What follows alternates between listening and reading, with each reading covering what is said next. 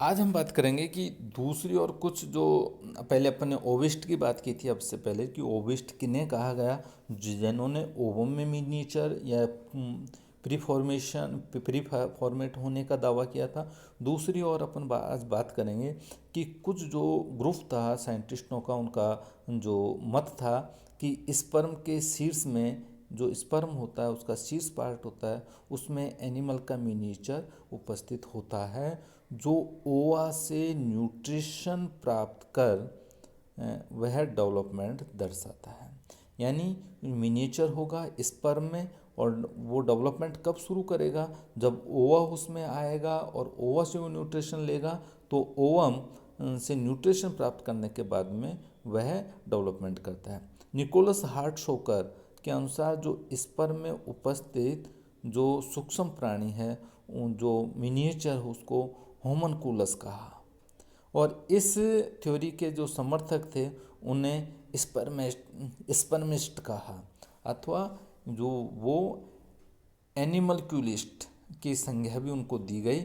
और इस थ्योरी के जो समर्थक थे उन्हें प्रीवास्ट ड्यूमास ने स्पर्म रहित जो सेमिनल फ्लूइड था उसको ओवम में डालकर पाया कि ओवा डेवलपमेंट नहीं दर्शाता है।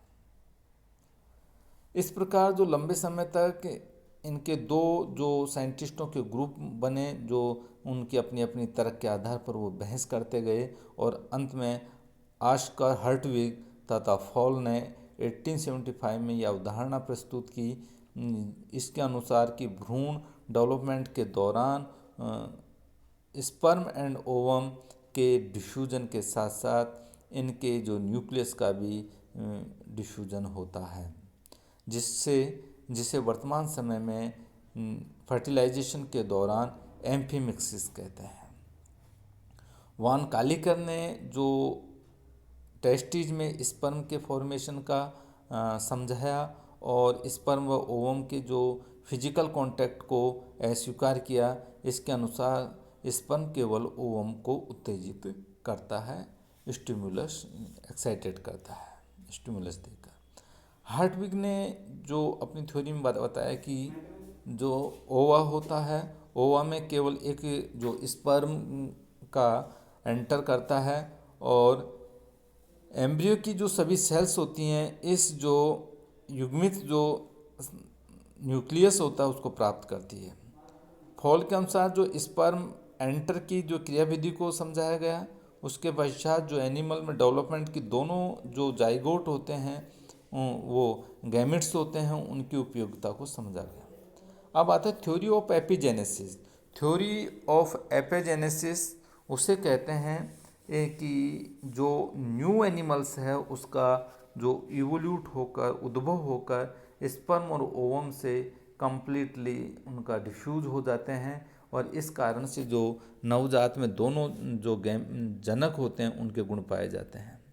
इस थ्योरी को एपिजेनेसिस का नाम विलियम हार्वे ने अपनी पुस्तक ऑन जनरेशन ऑफ एनिमल्स में उनको पब्लिश किया। और इसी तरह से गैब्रिएलो फैलोपियो ने इस जो पीरियड्स में ओवरी व यूट्रस के मध्य जो एक वो फैलोपियन ट्यूब की खोज की, और जो ह्यूमन ने से फिर इस जो अपन ने आके जाकर फैलोपियन जो ट्यूब्स के नाम से बहुत ज़्यादा प्रचलित रही, और क्योंकि वो फैलोपिया ने किया था। और उसके पश्चात जो रेगनियर डी ग्राफ ने जो ओवरी में एग को जो ट्रांसप्लांट किया तथा बताया कि फैलोपियन ट्यूब द्वारा एग और ओवरी से यूट्रस में पहुंचता है। रेगनियर डी ग्राफ ने जो ओवरी में सीक्रेटरी एक तरह से अंतःस्रावी जो ग्रंथि होती है उसकी प्रकृति की होती है, और उनको ग्रेफियन फुट्टिका यानी ग्रेफियन फॉलिकल्स कहते हैं। और जो ओवरी को जो इसका कॉमन हिंदी में अंडाशय को ओवेरी नाम निकोलस स्टेनो ने दिया था। उसके पश्चात अनुजनन जो सिद्धांत है एपोजेनेसिस के वर्तमान परिप्रेक्ष्य में जो प्री फॉर्मेशन जो थ्योरी थी उसके अधिक मान और वह तर्कसंगत है। इसी तरह से प्राइमरी जर्म लेयर कॉन्सेप्ट आया और इसमें बताया कि जो क्लीवेज से उत्पन्न जो मल्टी सेल्स होती हैं वो ब्लास्टोला की सेल्स में जो उनका स्ट्रक्चरल मूवमेंट के द्वारा 3 लेयर्स एक्टोडर्म, मेसोडर्म और एंडोडर्म का डेवलपमेंट होता है। और इस जर्मिनल लेयर्स की उत्पत्ति का सर्वप्रथम अध्ययन पेंडर ने किया था और इस जो प्रोसेस है उसको गैस्ट्रुलेशन कहते हैं। तो हम देखते हैं कि जो जन्म लेना, विवाह होना अथवा मृत्यु नहीं अपितु गैस्ट्रुलेशन है जो वास्तव में जीवन का महत्वपूर्ण समय है।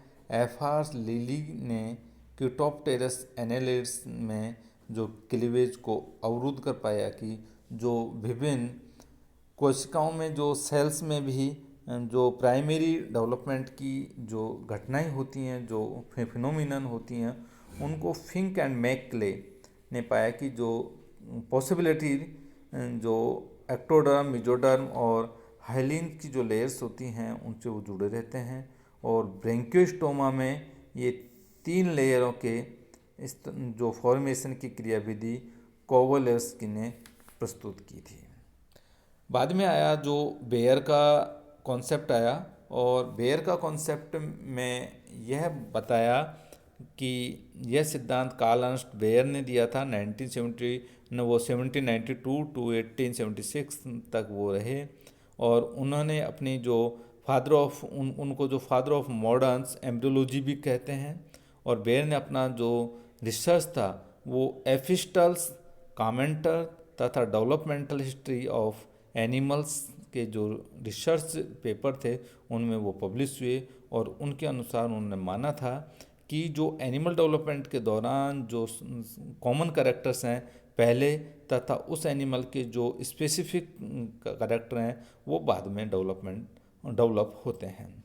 जैसे कि अपन देखते हैं कि ह्यूमन जो कॉर्डेट है वह मैमल्स है, अतः इसका जो अपन इसका जो एम्ब्रियोजेनेसिस स्टडी करेंगे तो देखते हैं कि नोटोकॉर्ड पहले डेवलप होती है जो कि समस्त कॉर्डेट्स का एक क्या कॉमन कैरेक्टर है।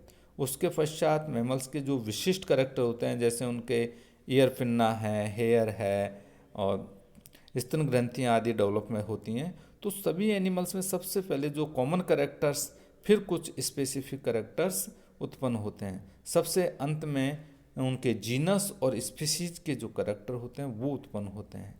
तो इस थ्योरी के अनुसार हैकल के जो पुनरावर्तन सिद्धांत है उसको काफ़ी ज़्यादा उसको समर्थन मिला।